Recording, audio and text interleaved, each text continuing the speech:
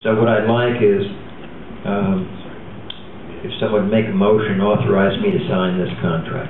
So moved. Is there a second? Second. One thing I'd like to say is that last year, when we got this contract, they upped it. And Mr. Newbold questioned, why don't you go back and see if they'll keep the same?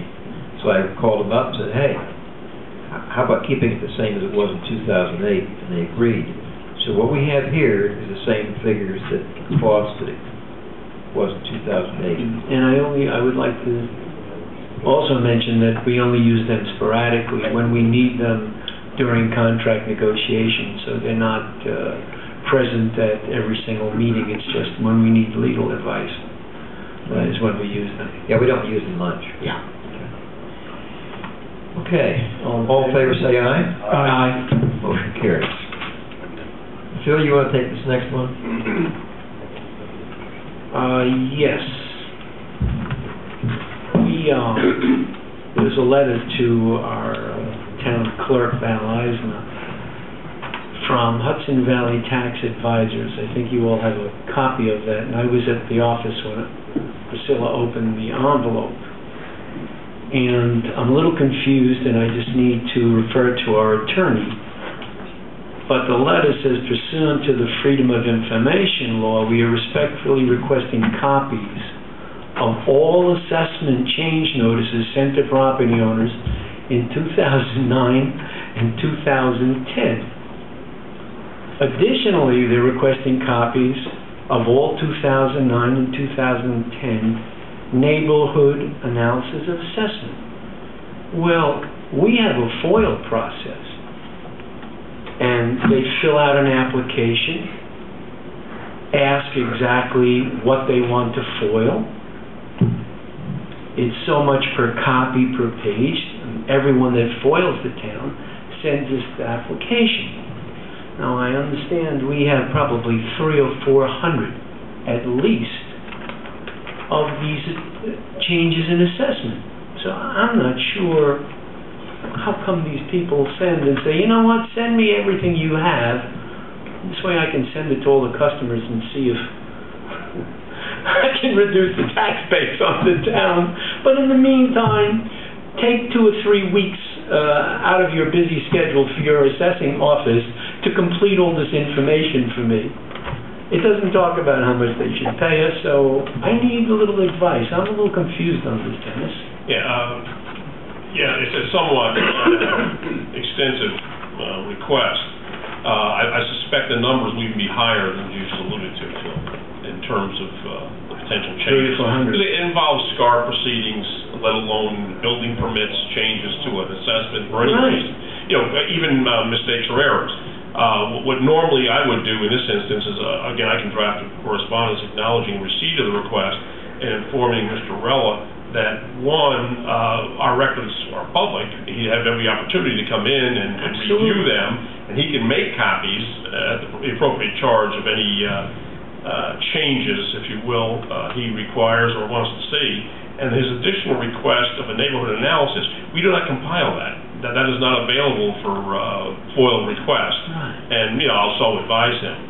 But just to divine exactly what he wants and create it, that's not our responsibility. But he would have access to our records. Oh, and I have a copy of the request for access to public records, and it says applicant's name and address. I mean, he has to be specific and tell us who or what he wants. Is he acting on their behalf? Or is it the applicant itself? Is it an organization, the principal's name?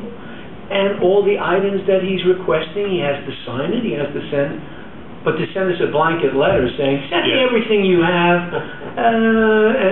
I mean, everyone else follows the FOIL request pattern. Yeah, what I'll do is, like I say, I'll respond, enclose one of our form requests to him, and I'll also assume what he was asking for is not going to be available on an already compiled basis, but he certainly would have access to the office records, and he can make arrangements accordingly.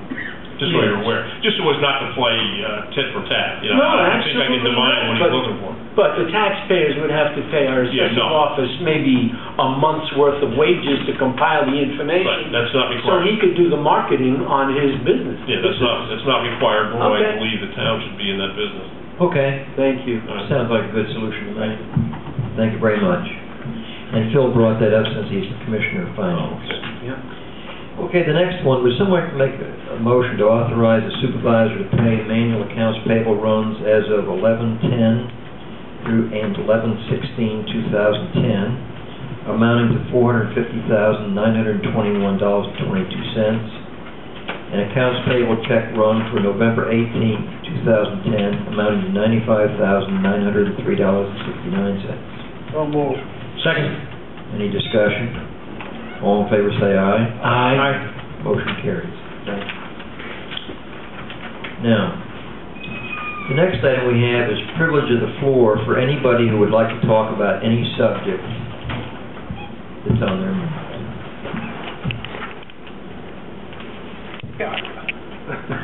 Timing is good. Okay. We heard from... State your name and what... Yeah, sure.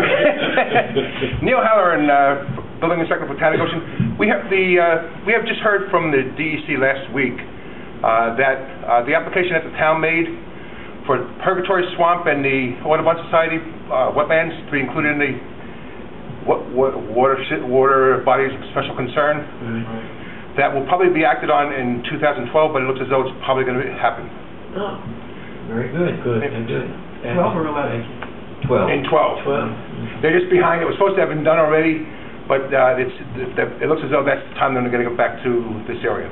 Okay. They don't have any more. And- 2012, all the DEC people gonna be laid off. I said they don't have any employees, that's why it's gonna take so long. Now, Neil, refresh us. That was Purgatory Swamp? Purgatory Swamp and the In the bird sanctuary? and the bird sanctuary and the wetlands associated with it, which would be the ones down below the 911 center and the jail and all that too. Good.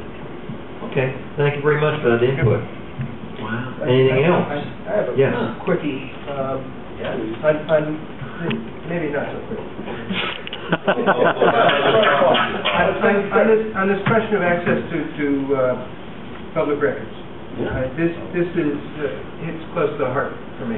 And while I understand everything that Trustee or Councilman Canarino is saying, and I understand the cost to the town and the royal pain in the butt that it is, and that it has not, this request has not conformed to standard procedure. Well, I understand all of this. The Freedom of Information laws were created to create sunshine, not to become an additional barrier to access.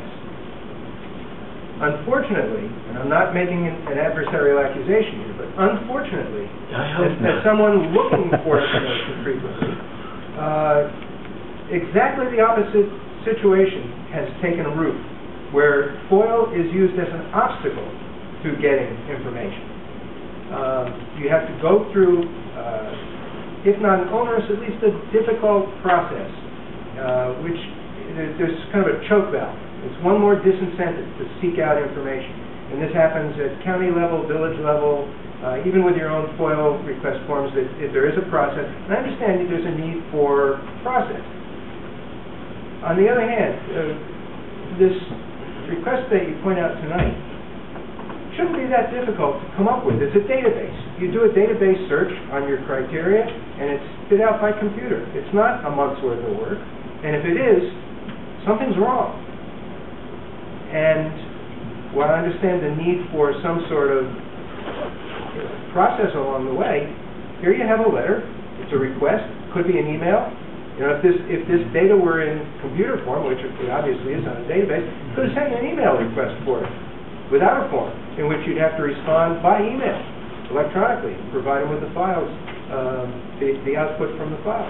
Well, these call for so much a page, and the volume of pages that we would have to send to accumulate this information, That's only hard we would have copy. to use a pickup truck. Well, That's only hard that's what they get, If- copies of the hard Right. copy. I'd have to use your pickup truck in order to give it to them. Had they requested an electronic form, you'd have to provide it to them on a CD For no cost at all. They did. That's assuming we have it. I honestly do Well, not know. yeah, we have to accumulate I that don't know. information. and Well, we have to I did talk to the assessor on Sure. this, and it is not something that there's a program that we have today in the RPS, I think it's called, that we use in the county, that says, oh, I'm looking for this, and you push the button and you get that. That is not part of the system. What she would have to do is look at all the transactions Right. and pull out each one of those where there was a change.